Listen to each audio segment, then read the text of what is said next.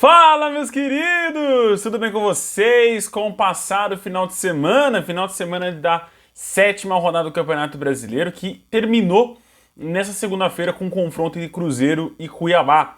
Né? A rodada até um pouco mais dividida, não sei porquê, porque tivemos 7 jogos no sábado e 2 jogos apenas no domingo. Né? Eu acho que poderia ter tido um joguinho ontem, né, e ter encerrado essa sétima rodada um pouco mais cedo. E aqui nesse vídeo eu vou trazer, obviamente, toda a análise dessa rodada. Vou trazer aqui para foco, né, a questão do Corinthians, vou também trazer mais o jogo do São Paulo e do Vasco. Mas eu quero começar o vídeo falando sobre o caso do Vinícius Júnior, né, esse caso que acabou ganhando relevância global, e felizmente isso ganhou uma relevância global, finalmente, né? É um triste caso que já vem se arrastando durante várias rodadas do Campeonato Espanhol e nenhuma decisão foi tomada. Né? Infelizmente o jogador teve que se rebelar, teve que se remexer, né? Gritar, berrar nas redes sociais e em entrevistas para ser ouvido. Né? Infelizmente esse é o papel que é imposto ao negro, né? Ao preto, a pessoa preta, de ter que se rebelar, ter que gritar e ainda é taxada como o errado da história, né? É impressionante como, mesmo tendo ouvido cânticos racistas, sons de macacos, né, gritando coisas horrorosas no estádio, o jogador ele tem que manter a serenidade, ele tem que manter a calma para não ser expulso, igual ele foi, né?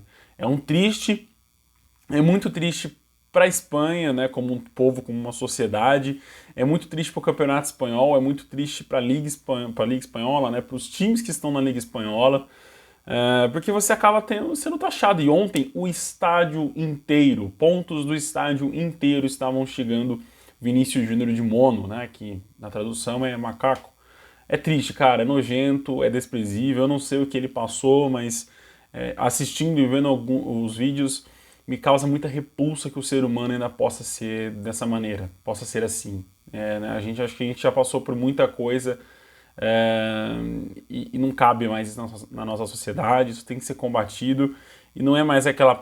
Em vídeos antigos de outros casos, vocês até viram que eu adotei uma medida mais tranquila, né, dizendo que esses casos têm que ser julgados e as pessoas têm que sofrer punições, mas é igual o Djonga diz mesmo, é fogo nos racistas e que se dane, sabe?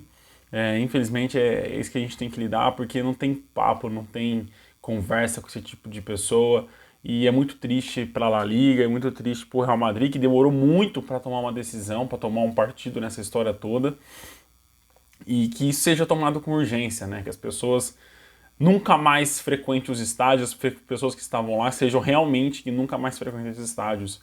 Né, e fazer postagenzinha da La Liga nas redes sociais, no Instagram, no Twitter, é ridículo, cara. É de uma pobreza de compaixão, de sentimento pelo próximo incrível, assim.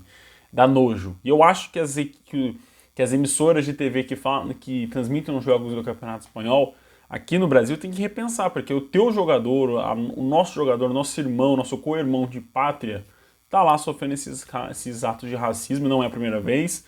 Dificilmente acreditar que vai ser a última, né? Porque as medidas são risórias, são ridículas. E eu acho que tem que pensar 2 vezes antes de assinar o contrato, né, milionário de transmissão dos jogos. E o Vinícius Júnior, cara, que saia do Real Madrid, já ganhou o que tinha que ganhar pelo clube espanhol. Tem outros países, outras ligas que desejariam muito tê-lo atuando ali e com medidas protetivas melhores do que eu acho que a La Liga. No caso principal, a Premier League. No último confronto, no último final de semana, se eu não me engano, teve um ato racista num confronto da Premier League e esse torcedor foi banido dos estádios da Inglaterra. Banido. Então nunca mais ele vai poder pôr os pés num estádio de futebol, nem na seleção, nem por outro clube. Ele não pode entrar mais em nenhum estádio de futebol. Que essas medidas sejam, no mínimo, copiadas, né, para o que aconteceu lá em Valência. Mas é o seguinte, vamos falar então agora da rodada do Campeonato Brasileiro, desejando toda a força ao Vinícius Júnior, né? Eu acho que nesse momento ele se sinta abraçado por nós brasileiros, para ter força para combater isso lá na Espanha, porque vai ser difícil, viu? Porque até agora nada foi feito e agora as coisas estão começando a mexer lá. Mas enfim, que seja um movimento histórico lá pro futebol espanhol e pro futebol internacional como um todo. O Bahia estreou, né, a rodada do Campeonato Brasileiro no sábado com o primeiro confronto, né, às 4 horas da tarde, e ficou no empate 1-1. O resultado é ruim para as duas equipes, que eu já estava colocando as duas como briga pelo rebaixamento, mas eu já estou vendo ali que elas vão provavelmente ficar ali no Z4 até o final. O Everaldo fez o primeiro gol do Bahia, um belo gol, até uma boa jogada trabalhada. O Bahia vem fazendo gols bonitos com jogada trabalhada, né? Tem qualidade no time do Bahia, isso que é o pior, tem qualidade, tem jogadores bons, mas o time não consegue engrenar, não consegue fazer partidas boas, principalmente em casa, que é o mais importante se você quer ficar na Série A. E o Goiás empatou ainda 6 minutinhos depois, uma cobrança de falta que eu achei muito ridículo como a falta foi cobrada. Bruno Melo, que não tem nada a ver com isso, fez um belo gol e empatou aí o confronto pro Goiás. No segundo tempo aconteceu pouca coisa, o empate permaneceu. E aí, como eu falei, complicou a vida das duas equipes que precisavam vencer. Essas duas equipes, por mais que o segundo tempo não aparente isso, mas elas precisavam sim ter vencido esse duelo.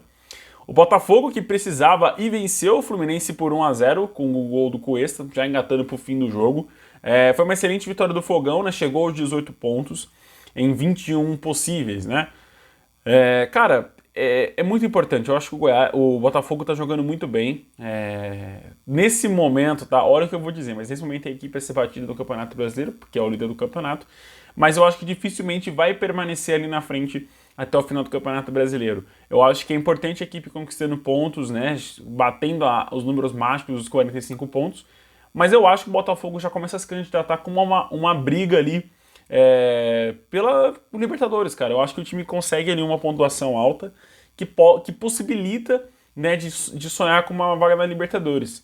Né? A gente pode ter a possibilidade de ter um G9 novamente, um G8, né? Isso dá uma ampla chance para o Botafogo conseguir essa vaga aí para uma Copa Continental. Uma Copa Internacional, né? Continental é o Campeonato Mundial. Mas enfim, o São Paulo recebeu também a equipe do Vasco, e aí eu vou me alongar um pouco mais nesse momento.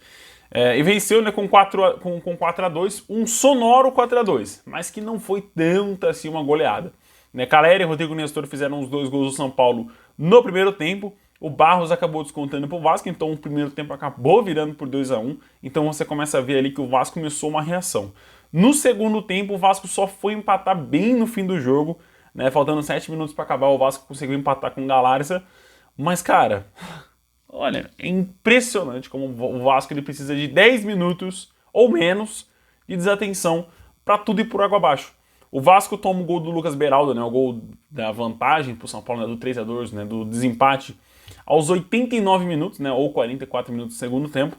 E o gol do Juan aos 47, né? Já nos acréscimos, né? Então o 4-2 do São Paulo maqueia muito um segundo tempo horroroso do Soberano, que não conseguiu continuar com o ímpeto que teve no começo do primeiro tempo, onde o São Paulo foi realmente muito dominante contra o Vasco. E o Vasco, cara, é um time completamente perdido. Quando atinge um objetivo ali que talvez o técnico fala no vestiário, o time desanda, o time não consegue mais desempenhar esse futebol. Teve esse momento de desandar contra o Palmeiras, né, que estava vencendo por 2-0 e toma o 2-2. E voltou a ter esse momento agora com o São Paulo no Morumbi. É óbvio que a vitória mais provável era a do São Paulo no Morumbi, e eu até acho que o Vasco não tem que competir com o São Paulo no Morumbi, tá? O Vasco tem que talvez arrancar pontos do São Paulo jogando em São Januário ou no Maracanã.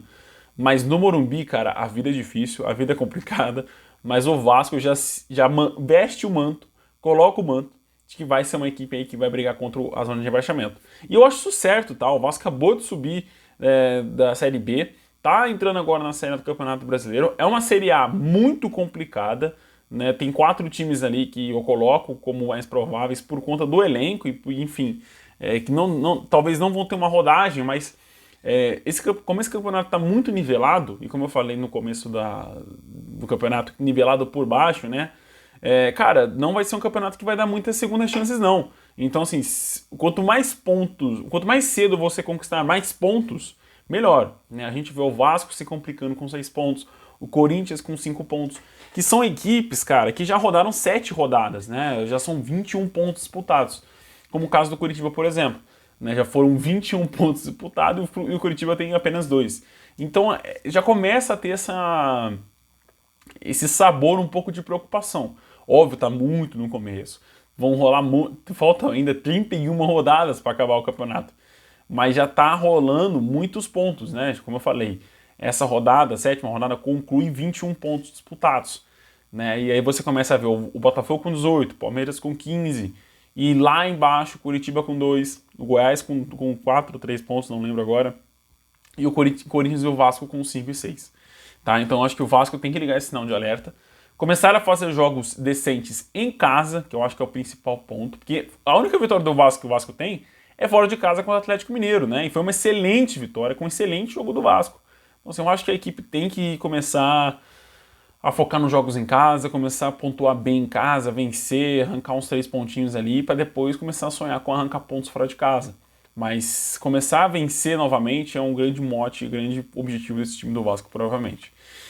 Em Bragança Paulista, o Red Bull venceu por 2-0 a equipe do Atlético Paranaense, né? O Furacão estava com um time reserva, com um time misto, estava jogando com o Bento e alguns outros jogadores, mas o Massa Bruta conseguiu fazer um bom jogo, fez um gol no primeiro tempo e outro gol no segundo e decretou aí a vitória em cima do Atlético Paranaense, que já foi uma edição de final de Sul-Americana, né? Vale a gente ressaltar. Eduardo Sacha e Thiago Borbas fizeram os gols do Massa Bruta. Coritiba recebeu a equipe do Atlético Mineiro e, como um bom time que está na lanterna, perdeu em casa por 2-1 de virada. O Robson fez o primeiro gol do jogo de pênalti no primeiro tempo. O Johan empatou também na primeira etapa, numa falta um pouco esquisita, que o Gabriel Gabriel lá acabou batendo roupa. Mas o Hulk, no fim, bem nos 90, nas 45 do segundo tempo, fez o segundo gol, e o segundo gol foi de pênalti, né, muito bem marcado. E premiou o Atlético que continua em cima no segundo tempo, né? Buscando gol, buscando oportunidades. O Curitiba está desperdiçando muitas chances de gol, né? E vai pagar o preço, evidentemente, né? O time está com 2 pontos, está correndo um sério risco de cair para a segunda divisão. E eu não acho que seja absurdo, tá? A equipe não fez um bom Paranaense e não está fazendo um bom início de Campeonato Brasileiro. Também no sábado, né? Como eu falei, a gente teve muito mais jogo no sábado que nos outros 2 dias de Campeonato Brasileiro. O América venceu por 2-1 a equipe do Fortaleza. Breno e Felipe Azevedo, um golaço, fizeram os gols do América. O Fortaleza chegou a empatar com 1-1, né, com o Pochettino, mas o Coelho fez o 2-1 com o Felipe Azevedo, né, esse golaço que eu falei. Cara, muito importante o América vencer dentro de casa. Os jogos independentes já têm a característica de serem um pouco mais complicados para a equipe visitante. E faltava o América colocar isso em campo, né? Ser uma equipe que dominava o adversário, ser uma equipe que encurralava a defesa, né, do time visitante. E isso aconteceu. O gol do Breno foi muito bonito também, uma boa jogada trabalhada. E esse gol do Felipe Azevedo contou com uma individualidade absurda do atacante, que teve muita qualidade para finalizar no ângulo do Fernando Miguel. O Fortaleza não jogou bem, né, e o segundo tempo praticamente não existiu, né? Foi um 0-0 bem tranquilo no segundo tempo. Tranquilo assim pro América, né, que já estava vencendo por 2-1. Mas, cara, é importante isso pro América. Fez um bom jogo contra o Inter, né? E conseguiu segurar o Internacional, que não é difícil, porque é um time que não consegue acertar o gol. E aí, no segundo tempo, acabou sendo feliz com os 2 pênaltis no fim. E, nesse jogo com o Fortaleza, a equipe também jogou muito bem na primeira etapa, pelo menos no começo ali do primeiro tempo. E acabou saindo com a vitória. Importante... não é o Goiás que está no rebaixamento, é o América com 4 pontos. Né? Muito bom essa vitória do América. Que dá uma tranquilidade, né? Começa a colocar o América de novo no rumo no rumo das vitórias, né? Para sair desse Z4, que não é uma equipe, na minha opinião, que vai brigar contra o zona de rebaixamento ao longo do campeonato. Fechando o sabadão de jogos, finalmente, temos o 0-0 entre Santos e Palmeiras. Foi um 0-0 com grandes oportunidades, mas com péssimas finalizações e com o time do Palmeiras muito cansado. Eu acho que consegui resumir esse pouco tempo aí em boas frases. E o Santos jogando o jogo da vida e mesmo assim não conseguindo ser mortal nos contra-ataques, nas oportunidades que teve. No domingo tivemos o Flamengo vencendo por 1-0 a equipe do Corinthians, né? O Léo Pereira fez o gol no fim do jogo, lesionado no meio da zaga do Corinthians, que tá batendo cabeça demais com bolas levantadas na área, né? É impressionante como o Corinthians não tá conseguindo jogar bem, nem em casa e nem fora, né? Esse jogo contra o Flamengo, acho que o Flamengo um pouco ali no momento de crise e tal, até jogou bem. Bem assim, bem para os padrões do Corinthians de ultimamente. Mas conseguiu segurar o Flamengo no primeiro tempo, né? O Cássio fez boas defesas, não foram tantas oportunidades claras que teve ao Flamengo.